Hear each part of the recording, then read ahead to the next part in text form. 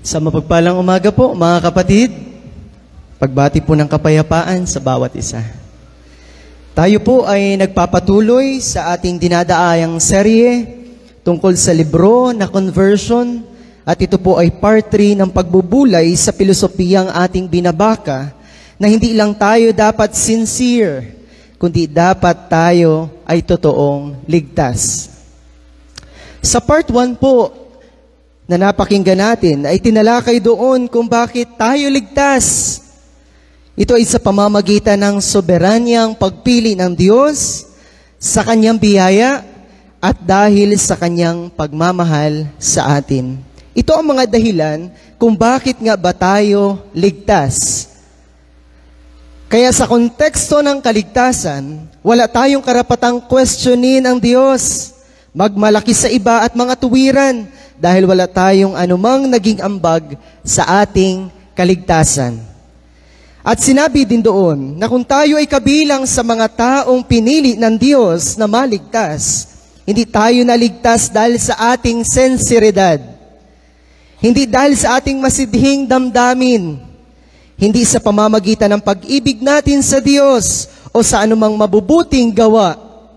Tayo ay naligtas sa pamamagitan ng mabiyayang paggawa ng Diyos sa ating mga buhay. Ayon sa sinasabi ng Ephesians chapter 2 verse 8, "For by grace you have been saved through faith, and this is not your own doing. It is the gift of God." Ang kaligtasang tinanggap natin ay regalong mula sa Diyos. Hindi dahil sa kung sino tayo, kundi dahil sa Kanyang kagandahang loob sa atin. At sinabi naman sa part 2, noong nakaraang linggo, na kailangan tayong iligtas ng Diyos sa pamamagitan ni Jesus mula sa sumpa ng kasalanan, mula sa puot ng Diyos at mula sa takot na dulot ng kamatayan. Ito ang mga bagay na kailangan nating maunawaang lubos upang magdala sa atin sa ganap na pagsisiyasat ng sarili. Pagseseryoso sa kaligtasang tinanggap natin mula kay Jesus at pagsasaayos naman ng ating buhay sa tulong ng banal na Espiritu upang makapanatili tayo sa kabanalan at katuwiran ni Kristo hanggang sa muli niyang pagbabalik.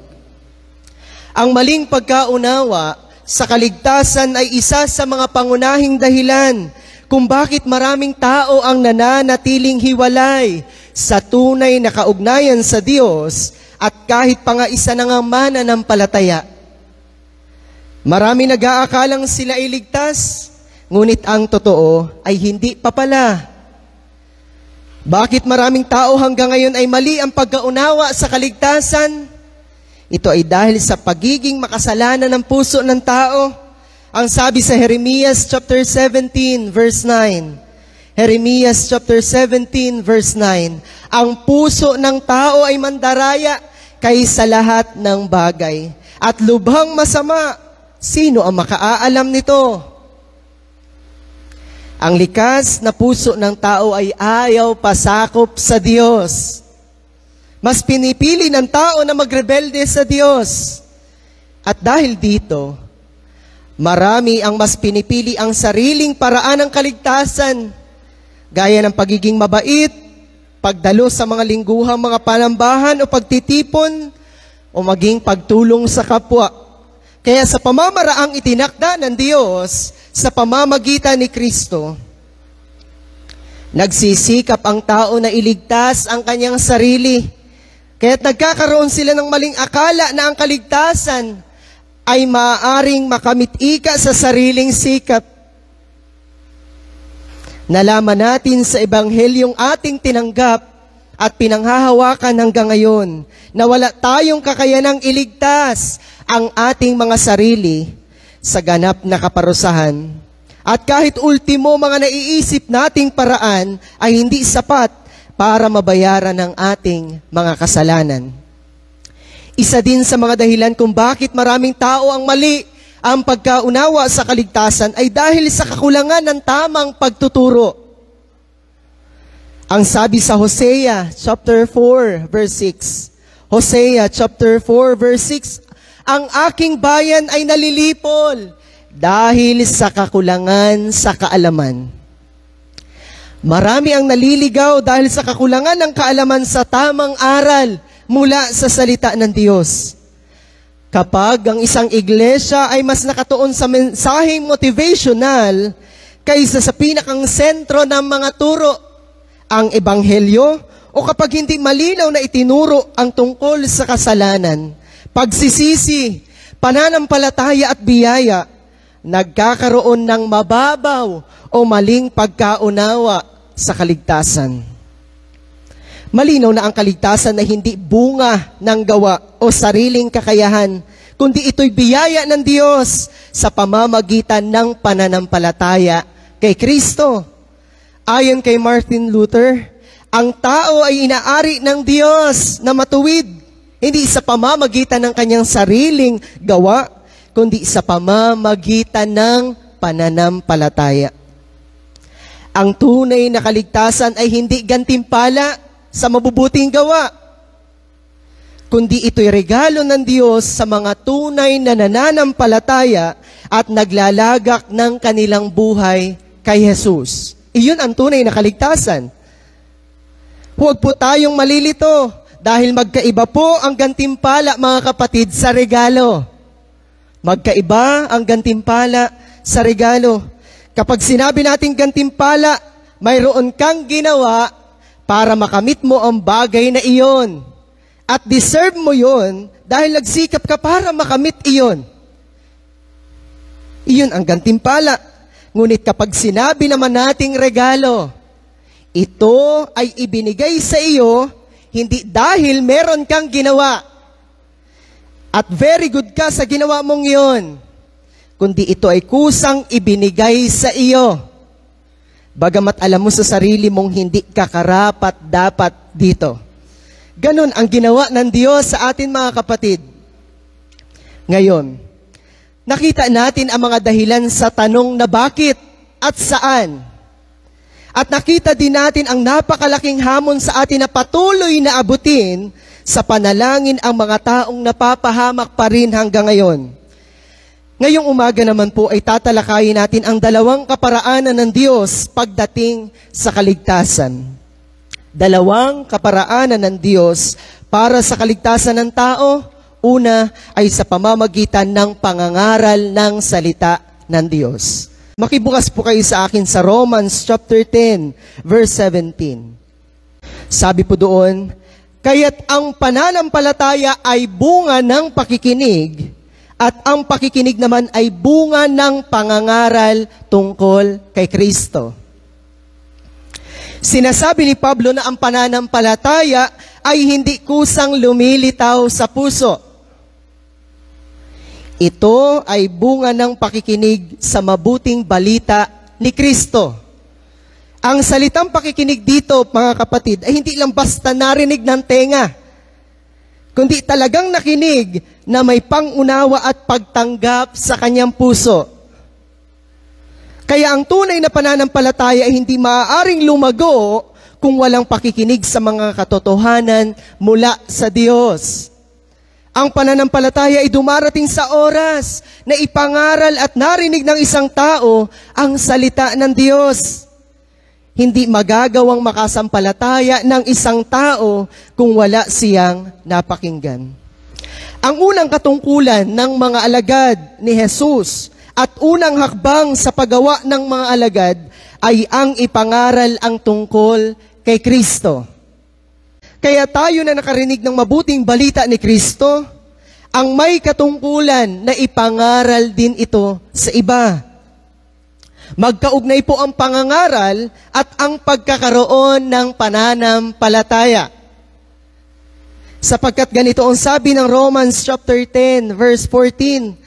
Taas lang po tayo ng basa. Paano naman sila tatawag sa Kanya kung hindi sila sumasampalataya? Paano sila sasampalataya kung wala pa silang napapakinggan tungkol sa Kanya? Paano naman sila makakapakinig kung walang nangangaral sa kanila? Nakikita po ba natin na imposibleng makasampalataya ang isang tao kung wala pa siyang napapakinggan tungkol sa kaligtasang inaalok ng Panginoong Hesus. Ang pananampalataya ay dumarating sa pakikinig at ang pakikinig sa nangangaral ng salita ng Diyos. Hindi ba't bago maniwala ang isang tao, kailangang may isang bagay na dapat siyang paniwalaan? Hindi po ba't mahirap paniwalaan yung isang bagay na hindi mo naman nalalaman at walang nagsabi sa iyo? Magagawa lamang niyang maniwala kung mayroon siyang napakinggan. At makaririnig lamang siya kung mayroong magsasabi nito sa kanya. Kaya mahalaga para sa atin na mga alagad ni Jesus na ang bawat isa ay mangaral tungkol kay Kristo. Ano ang mangyayari kung ang isang tao hindi nagkakaroon ng pagkakataong makasampalataya? Tiyak na siya'y mapapahamak dahil hindi siya nagkaroon ng pagkakataon na marinig ang Ebanghelyo. Hindi niya malalaman na siya pala ay napapahamak, na siya ay makasalanan, na kailangan niya ang tulong at biyaya ng Diyos. Hindi niya magagawang sampalatayanan ang ginawang sakripisyo ni Jesus kung hindi niya ito nagawang mapakinggan. Sabi sa mensahe kahapon ni Doktora, ang ating pananahimik tungkol sa ating pananampalataya ay maaaring ikapahamak ng kanilang kaluluwa. Hindi ba't sa ating mga personal na patotoo, tayo man mga kapatid, hindi natin magagawang makasampalataya at hindi natin masasandigan ang katotohanang naunawaan natin. At hindi rin natin malalaman ang mabuting balita ni Kristo kung walang nangaral nito sa atin. Sa pamamagitan ng Ebanghelyo, nauunawaan natin kung gaano tayo kamakasalanan, kung gaano tayo napapahamak at walang kakayanan na iligtas ang ating mga sarili. Kung gaano natin kailangan ang biyaya at tulong ng Diyos. Kaya gumamit ang Diyos ng mga tao upang ipangaral sa atin ang mabuting balita ni Kristo. Ang Diyos ay malayang nag-aalok ng kaligtasan sa bawat tao sa pamamagitan ng Ebanghelyo. Ang sabi po sa John 3:16, sapagkat gayon na lamang ang pag-ibig ng Diyos sa sanlibutan, kaya't ibinigay niya ang kanyang kaisa-isang anak, upang ang sino man ang sumampalataya sa kanya ay hindi mapahamak, kundi magkaroon ng buhay na walang hanggan. Sa Ebanghelyo, mga kapatid, ipinahahayag ng Diyos ang kanyang pag-ibig sa sanlibutan. At ang kanyang hangaring ang lahat ng tao ay maligtas. Inihahayag niyang lubos at malinaw ang isa lamang daan ng kaligtasan. Ipinangako niya ang buhay na walang hanggan sa lahat ng tunay na nagsisisi at sumasampalataya kay Jesus. Sa pangangaral ng salita ng Diyos, nagkakaroon ng pagkakataon ang mga tao na mapakinggan ito. Sa bahagi ng kaligtasan, ang iglesia ay kapwa bunga at instrumento ng pangangaral ng salita ng Diyos. Tayo bilang isang iglesia, naunawaan natin ang iglesia ay binubuo ng mga taong nakarinig ng salita ng Diyos at tumugon sa pamamagitan ng pananampalataya at pagpapabautismo. Sa iglesia, iniatang ng Diyos ang pananagutang patuloy na mangaral upang marinig naman ng lahat ng tao ang mabuting balita sa lahat ng lugar at sa lahat ng panahon hanggang dumating ang wakas. Ang Great Commission o ang dakilang atas ng Panginoong Hesus ay isa sa mga pangunahing tagubilin na iniwan niya sa kanyang mga alagad bago siya umakyat sa langit. Ang sabi sa Matthew chapter 28, verse 19 to 20, kaya't humayo kayo at gawin ninyong alagad ko ang mga tao sa lahat ng bansa. Bautismuhan ninyo sila sa pangalan ng Ama, ng Anak at ng Espiritu Santo. At turuan ninyo silang sumunod sa lahat ng iniuutos ko sa inyo.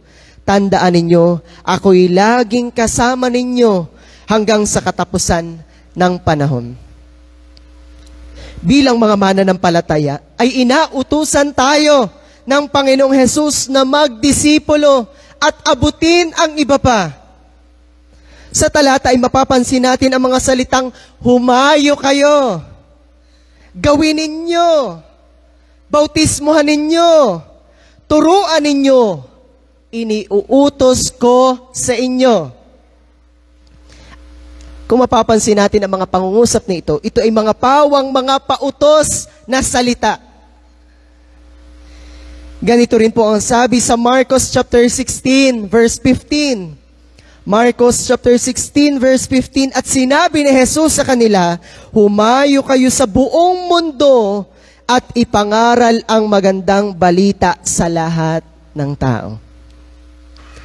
Ang mga ito'y utos hindi lamang sa mga alagad ni Jesus noong una, kundi ito'y utos para sa lahat ng mga sumasampalataya kay Kristo. Kaya sabihin mo sa iyong katabi, kung isa ka sa mga sumasampalataya kay Jesus, para sa iyo din ang utos na ito, kapatid. Para sa atin din ang utos na ito. At kung totoong nais mong sumunod kay Jesus, dapat nakikitang ginagawa mo ito. Pinapatunayan ng ating mga gawa kung tayo nga'y mga alagad ni Jesus. Ito'y malinaw na sinabi din ni Jesus sa Juan 15, John chapter 15, verse 14 to 15. Kayo'y mga kaibigan ko kung tinutupad ninyo ang aking mga utos. Ipinapakita nito ang malaking katungkulan ng bawat isa na sumunod sa utos ni Jesus na mangaral. Abutin ang mga tao at ibahagi ang mabuting balita ng kaligtasan. Sa pangangaral, mga kapatid, katungkulan ng mangangaral na ipahayag ang ebanghelyo ng buong tapang at buong linaw. Bakit? Dahil ang ebanghelyo ang mensahe ng kaligtasan at pag-asa ng lahat ng tao.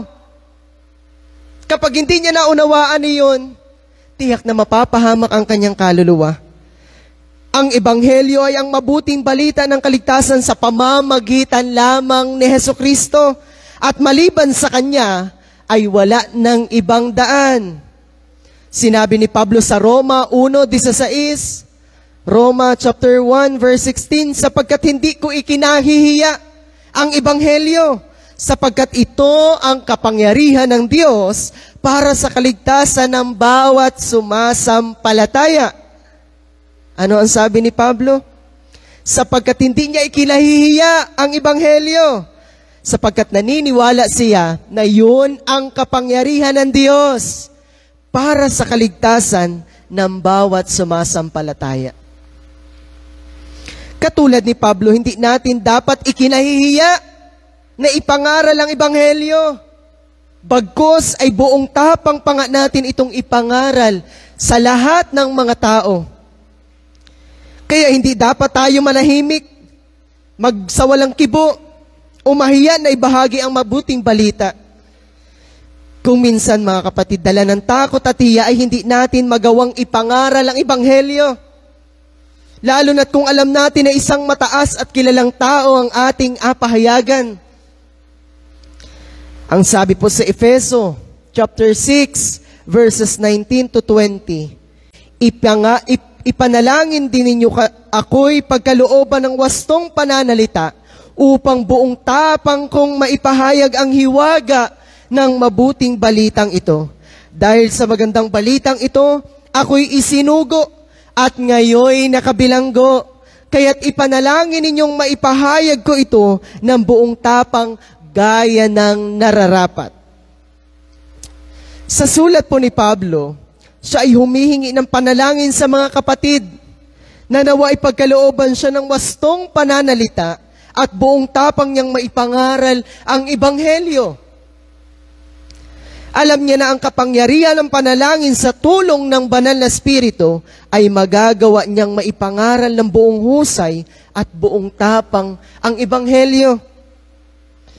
Ngunit alam din natin kung gaano kagrabe ang mga pinagdaanan ni Pablo sa kanyang pangangaral, alang-alang sa mabuting balita ni Kristo. Paulit-ulit na pag-uusig at pagkabilanggo. At ganito din po ang sinasabi sa 2 Korinto, chapter 11, verse 23b hanggang 29. Mas mabuti akong lingkod ni Kristo kaysa sa kanila, para akong isang baliw na nagsasalita ngayon, higit ang aking pagpapagal kaysa sa kanila.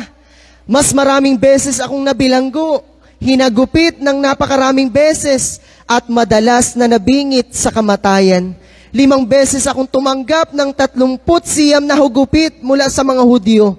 3 ulit kong naranasang hagupitin ng mga Romano at minsang pinagbabato. 3 beses kong naranasang mawasak ang barkong aking sinasakyan at minsay buong araw at gabi akong lulutang-lutang sa dagat. Sa malimit kong paglalakbay, nalagay ako sa iba't ibang panganib, sa mga ilog, sa mga tulisan, sa aking mga kababayan at sa mga hintil. Mga panganib sa lungsod, sa ilang, sa dagat, sa mga huwad na kapatid. Naranasan ko rin ang labis na hirap at pagod, malimit na pagpupuyat, at matinding gutom at uhaw. Naranasan ko ang ginawin ngunit wala man lamang maibalabal. Bukod sa lahat ng ito ay araw-araw kong pinapasan ang mga alalahanin para sa lahat ng mga iglesia. Kapag may nanghihina rin ako.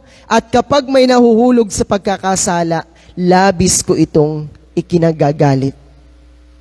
Sa kabila ng mga pinagdaanan ni Pablo, wala pa ito sa katiting na ninaranasan natin hanggang ngayon, mga kapatid. Ngunit sa kabila ng lahat ng iyon, buong tapang at buong katapatan pa rin ginawa ni Pablo ang kanyang tungkulin. Naabutin ang mga kapatid sa iba't ibang bahagi. Kaya ngayon, mayroon pa ba tayong maidadahilan? Kung si Pablo nga nagawa nga niya yun, mayroon pa ba tayong dapat ikahiya at ikatakot? Kung si Pablo nga nagawa niyang ipangaral ang mabuting balita, kahit buhay niya pa ang kapalit, paano tayo? Tayo na hindi na kailangan pa makaranas na mabugbog, magutom at mamatay. Tayo na kumpleto na sa lahat ng ating resources. Tayo na mga nakaranas ng biyaya at pagpapatawad ng Diyos. Tayo na mga inutusang ipangaral ang Ebanghelyo sa lahat ng tao. Tayo mga kapatid, bakit hindi natin ito magawa? Mahalagang maunawaan natin na ang pangangaral ay hindi lamang sa pangkasalukuyan, kundi ito ay nagpapatuloy hanggang sa dumating ang wakas. Ang ating Panginoong Hesus ay nagsabi sa Matthew chapter 24, verse 14 ng ganito, "At ipangaral sa buong sanlibutan ang mabuting balita tungkol sa paghahari ng Diyos upang ito'y makilala ng lahat ng bansa, saka darating ang wakas." Ito'y utos ni Jesus na ang pangangaral ay magpapatuloy hanggang sa dumating ang wakas, at kaakibat muli nito ay ang pananagutan. Pananagutan na maipahayag ng lahat ng mga mananampalataya na maipangaral ito sa lahat ng mga tao. Katungkulan at karapatan ng lahat ng nakarinig sa Ebanghelyo na tanggapin ang alok na ito kaagad. Sapagkat yaong mga tumanggi dahil sa kanilang di pagsisisi at di pananampalataya ay may sala, at sila ay tiyak na mapapahamak. Sila at hindi ang Diyos ang dapat sisihin sa kanilang hindi pagkaligtas. Sabi ng Hebreo chapter 12, verse 25, "Kaya't huwag kayong tumangging makinig sa Kanya na nagsasalita." Ang tumangging makinig sa nagsasalita sa kanila dito sa lupa ay hindi nakaligtas sa parusa. Gaano pa kaya tayo kung tayo'y tatangging makinig sa nagsasalita mula sa langit? Malinaw na itinuturo sa Biblia na ang conversion ay gawain din natin. Mayroon din tayong role na dapat gawin. Matapos nating marinig ang mabuting balita ni Kristo, dapat tayong tumugon. Ang lahat ay dapat na magsisi, tumalikod sa kanilang mga kasalanan at sumampalataya sa ginawa ni Kristo. At sabi din ng Gawa, chapter 3, verse 19, Kaya nga magsisi kayo at magbalik loob sa Diyos upang patawarin ang inyong mga kasalanan. Yamang walang daan ng kaligtasan maliban sa inihahayag ng Ebanghelyo at yamang ang pananampalataya ay nakakamit sa pamamagitan ng pakikinig ng salita ng Diyos. Kaya gagawin lamang natin ang ating bahagi, mga kapatid, na ihayag ng malinaw ang tunay na Ebanghelyo bilang isa sa kaparaanan ng kaligtasan at ang Diyos na ang bahalang gumawa sa taong sadyang pinili na niya bago pa man likhain ang mundo. Ikalawang kaparaanan ng kaligtasan, ikalawa ay yung sa pamamagitan ng pagkilos ng banal na Espiritu. Pangalawa, sa pamamagitan ng pagkilos ng banal na Espiritu. Makibukas po kayo sa akin sa Tito chapter 3, verse 4 to 5. Ngunit nang mahayag ang kabutihan at pag-ibig ng Diyos na ating tagapagligtas, iniligtas niya tayo hindi dahil sa ating mabubuting gawa, kundi dahil sa kanyang habag sa atin. Tayo'y iniligtas niya sa pamamagitan ng Espiritu na naghugas sa atin upang tayo'y ipinanganak na muli at magkaroon ng bagong buhay. Naunawaan natin sa pag-aaral ng mga doktrina na bago pa man tayo makatugon sa Ebanghelyong ating tinanggap, ay nauuna na munang kumilos ang banal na Espiritu sa buhay ng isang tao. Malibang gumawa muna ang banal na Espiritu sa ating buhay, hindi natin mauunawaan ang mga bagay na espiritual. Binago ng kasalanan ang buo nating pagkatao, kung kaya't nawalan tayo ng kakayanang maunawaan ang mga bagay tungkol sa Diyos. Tayo ay nasa ilalim ng kapangyarihan ni Satanas. Sa conversion o kaligtasan, ang banal na Espiritu ang gumagawa ng bagong kapanganakan sa isang tao. Siya ang nagbibigay buhay sa patay nating mga espiritu. Ayon sa talatang binasa natin, malinaw na hindi dahil sa ating mga efforts o mabubuting gawa tayo naligtas, kundi dahil lamang sa habag ng Diyos sa atin. Kinahabagan tayo ng Diyos kaya tayo iniligtas at ang pinakang dahilan ng kahabagang iyon ay dahil sa kanyang hindi nagbabagong kabutihan at pag-ibig sa atin na ayon sa Biblia ay ipinamalas na niya kahit noong tayo'y makasalanan pa, na sinasabi ng Roma chapter 5 verse 8. Ngayon, mga kapatid, ano ang katibayan ng ating kaligtasan? Ano ang katibayan ng ating kaligtasan?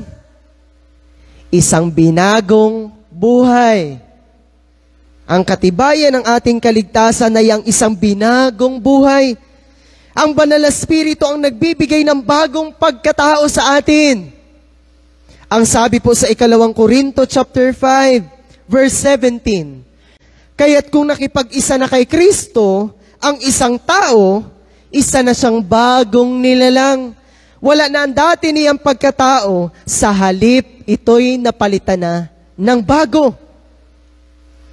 Ang pagbabago, mga kapatid, ay purong gawa ng banal na Espiritu na siyang nananahan sa kaloob-looban natin. Bakit nakikita na nating iba na ang ating buhay kumpara sa buhay na meron tayo before? Iyon ay dahil sa pagbabagong ginagawa ng banal na Espiritu sa atin bawat araw. Hindi natin kayang baguhin ang ating mga sarili. Araw-araw ay tinutulungan tayo ng banal na Espiritu na lumakad sa katuwiran at kalooban ng Diyos. Ang banal na Espiritu ang nagtuturo ng katotohanan at gumagabay sa atin sa kaligtasang ating tinanggap. Dahil ganito ang sabi sa John chapter 16, verse 13. Gayunman, pagdating ng Espiritu ng katotohanan, papatnubayan niya kayo sa buong katotohanan. Ano daw? Pagdating daw po ng Espiritu ng katotohanan, ang banal na Espiritu, papatnubayan niya tayo sa buong katotohanan. Kaya pansin po ninyo, kapag tayo nagbabasa at nagbubuklat ng Biblia, at humingi tayo ng gabay sa banal na Espiritu, nauunawaan natin kung ano ang nilalaman nito. Naunawaan natin na ang mga bagay na spiritual dahil sa Espiritong ipinagkaloob at gumagawa sa atin. Ang banal na Espiritu ang gumagabay at nagpapaunawa para maintindihan natin kung ano ang sinasabi ng Diyos tungkol sa kanyang mga salita. Hindi natin mauunawaan at sasampalatayanan ang mabuting balita ni Kristo kung hindi unang gumawa ang banal na Espiritu sa ating mga buhay. Ang banal na Espiritu ang nagtuturo at gumagabay para hindi tayo madala ng mga maling turo. Kaya habang ipinapangaral natin ang mabuting balita ni Kristo, ang banal na Espiritu ay una nang gumagawa sa buhay ng isang tao. At siya ang nagpapaunawa para sampalatayanan at tanggapin ang lahat ng mga katotohanang ipinapahayag sa Kanya. Bukod doon, mga kapatid, ang banal na Espiritu din ang nagbibigay ng pananampalataya. Dahil sinasabi ng unang Korinto 12:3, kaya't nais kong maunawaan ninyo na walang sino mang makapagsasabing si Jesus ay Panginoon, kundi sa pamamagitan ng banal na Espiritu. Ang tunay na pananampalataya kay Jesus na siyang daan sa kaligtasan na sinasabi sa John chapter 14 verse 6 ay bunga ng pagkilos ng banal na Espiritu sa puso ng tao. Malibang maunang gumawa ang banal na Espiritu sa isang tao, hindi niya magagawang sampalatayanan si Jesus, maging ang kanyang mga ginawa doon sa krus. Ang banal na Espiritu ang nagtuturo at pumipihit sa puso ng tao para paniwalaan at sampalatayanan si Jesus. Walang tunay na pananampalataya kung hindi kikilos ang banal na Espiritu. Siya ang nagbubukas ng ating matang espiritual upang makita ang mga katotohanang ginawa ni Kristo. Kung wala ang kanyang paggawa, si Jesus ay magiging karaniwang tao lamang para sa bawat isa. Ngunit dahil sa banal na Espiritu, nauunawaan nating si Jesus ang ating Panginoon at siya lamang ang natatangi nating tagapagligtas sa buhay na ito. Gayon din naman, ang pananahan ng banal na Espiritu ang nagiging tanda ng pagiging anak ng Diyos.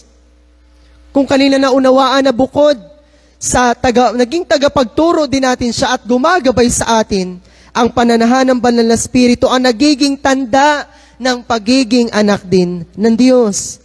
Dahil ganito ang sabi sa Roma chapter 8, verse 14 and 16. Sapagkat ang lahat ng pinapatnubayan ng Espiritu ng Diyos ay mga anak ng Diyos. Ang Espiritu rin ang nagpapatotoo na tayo'y mga anak ng Diyos. Malinaw na sinasabi sa talata na hindi lahat ay anak ng Diyos.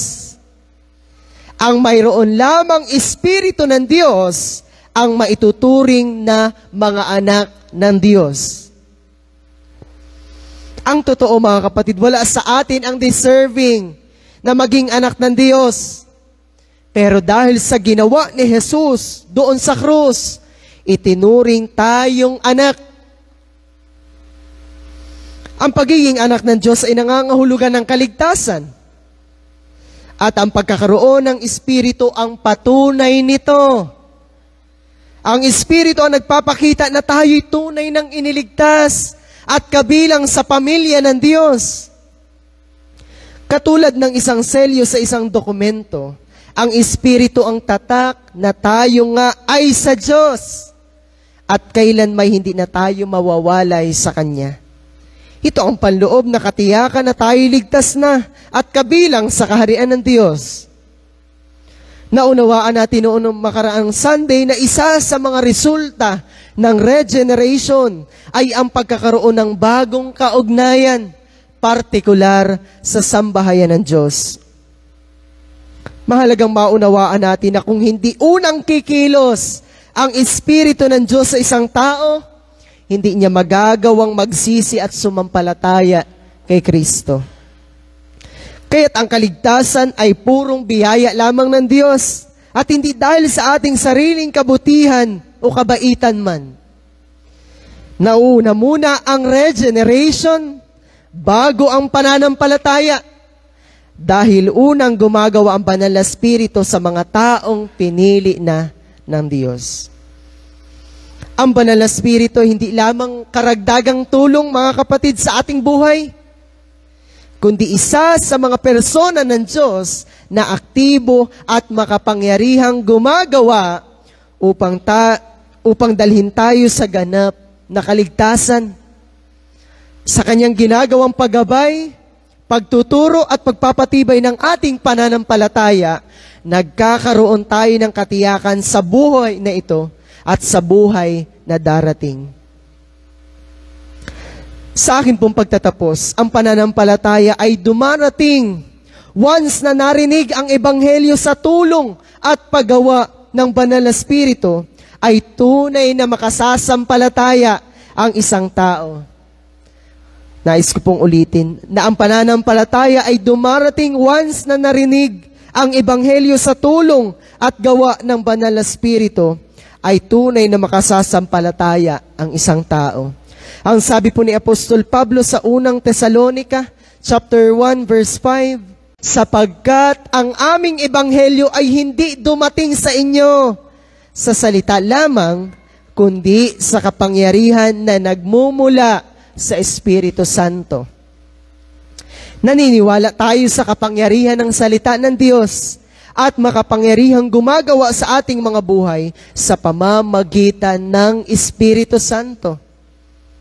Ito ang nagpamalay sa atin ng ating tunay na kalagayan sa harapan ng Diyos. Ito ang pumihit sa atin para paniwalaan at sampalatayanan ang Kanyang salita at pukawin ang ating paningin sa mga bagay na espiritual. Kaya ang salita ng Diyos ang naghahayag ng katotohanan tungkol sa kaligtasan. Naunawaan natin ang dakilang layunin ng Diyos sa buhay natin upang ibalik tayo sa Kanya.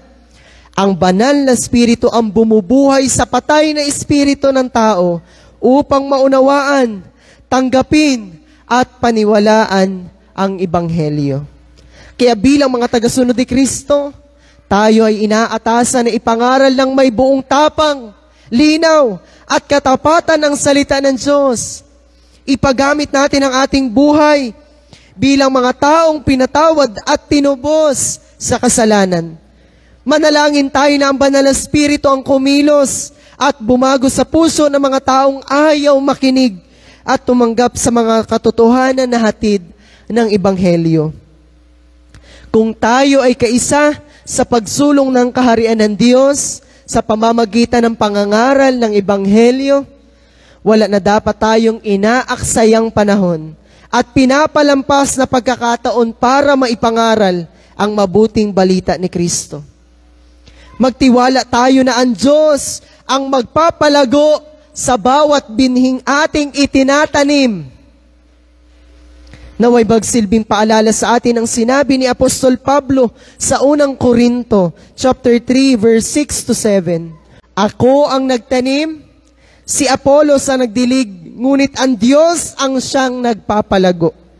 Kaya't ang mahalaga ay hindi ang nagtatanim o ang nagdidilig, kundi ang Diyos na nagpapalago. Ipinapaunawa lamang nito na ang ating tungkulin ay maghasik ng salita ng Diyos at maglingkod ng may katapatan, ngunit hindi na natin pananagutan kung sila man ay tutugon o hindi.